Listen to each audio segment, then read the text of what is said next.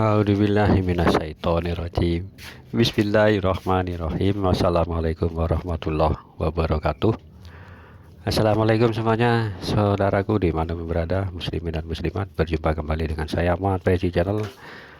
Oke lur, kita berdoa dulu. Semoga kita selalu dalam perlindungan Allah Subhanahu wa Ta'ala dari segala macam bencana, dari malapetaka, dan juga diberikan rezeki yang halal dan barokah, kesehatan jasmani dan rohani. Oke lur, santai-santai dulu sambil melihat pemandangan di persawahan lur. Ini video ketiga ini mungkin lur ya, masih di kampung merayakan Idul Adha. Baik lur, kita lanjut kembali tentang keberadaan kesatria-kesatria yang lainnya, atau yang kita sebut para pengikut-pengikutnya. Ya, no. Kan pengikut-pengikut beliau kan juga banyak seperti itu ya toh. Maaf lur, di sebelah ada, di belakang kalau nggak salah ada yang punya gawe di belakang.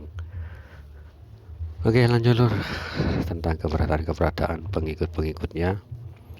Karena tanpa pengikut juga kita beliau kan juga punya pengikut atau ya bawahan-bawahannya ya kan, yang tugasnya masing-masing seperti itu lur, nggak sama tugasnya ya kan. Yang tugasnya yang satu jika punya keahlian tersendiri ya kan, ya sama-sama lah dengan para menteri seperti itu, yang seperti ya negara-negara yang lainnya yang terdahulu ya, yang sekarang inilah ya kan.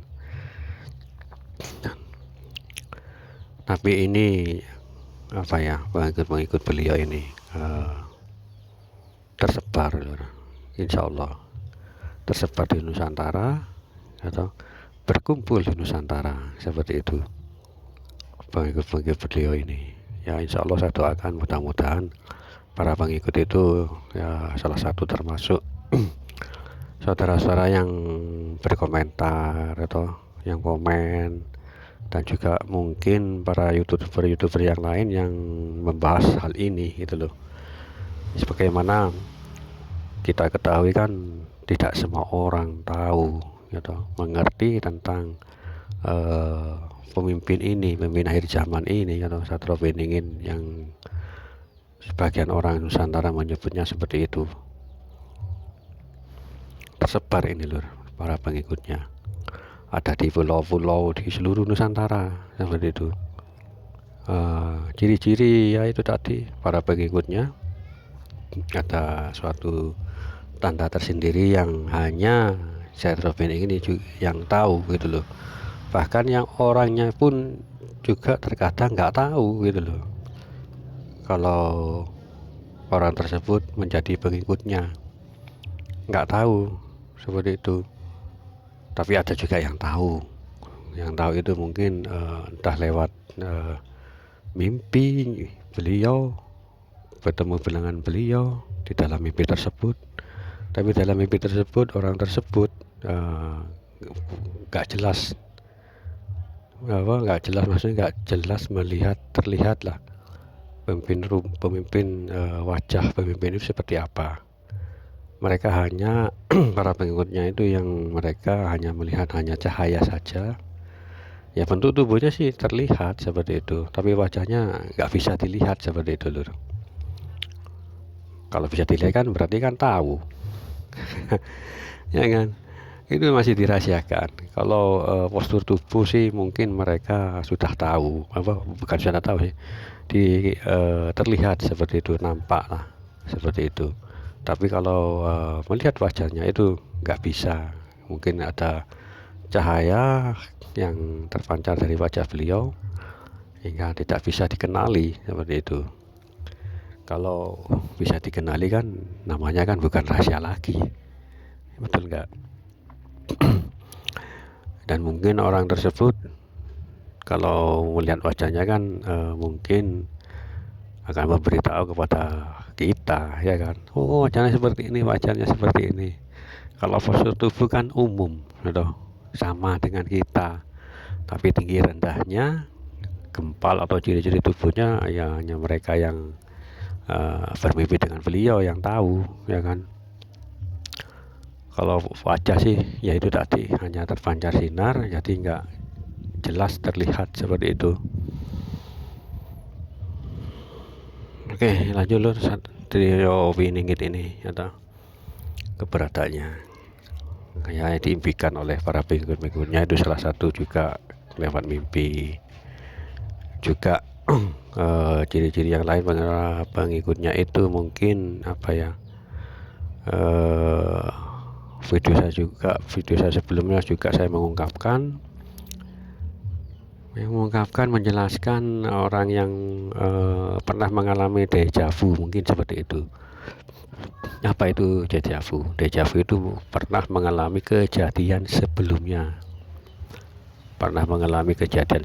itu lur. Contohnya yang namanya dejavu santai-santai lur. Ya lumayan lah, agak dingin lur sekarang. Nampak di sore hari ini hawa dingin, mungkin hawa musim kemarau ini, tapi kemarau masih terjadi gerimis kadang di sini. Dejavu itu pernah mengalami kejadian sebelumnya itu seperti ini contohnya. Pernah mengalami ke tempat ini, misalkan ke tempat suatu apa ya, misalkan ini atau mengalami ke tempat tujuan ke tempat wisata seperti itu. Contoh ini kan contoh wisata, apa namanya, mengalami contoh berwisata, contohnya ini contoh dulu ya. Terus orang tersebut ke tempat seperti itu loh, dan merasakan loh, kok saya pernah ke sini.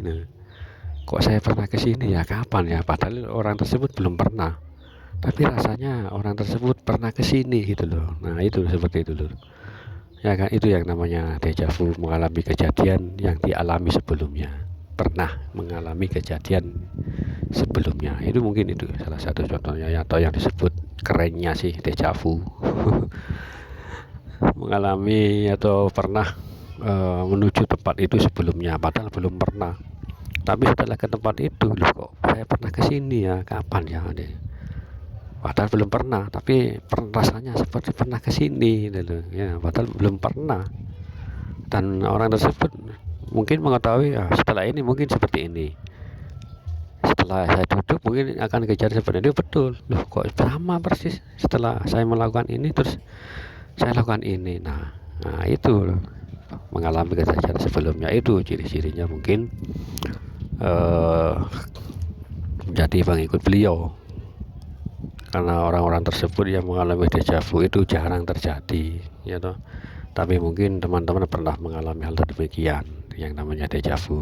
Kalau pernah monggo komen di kolom komentar ya kan.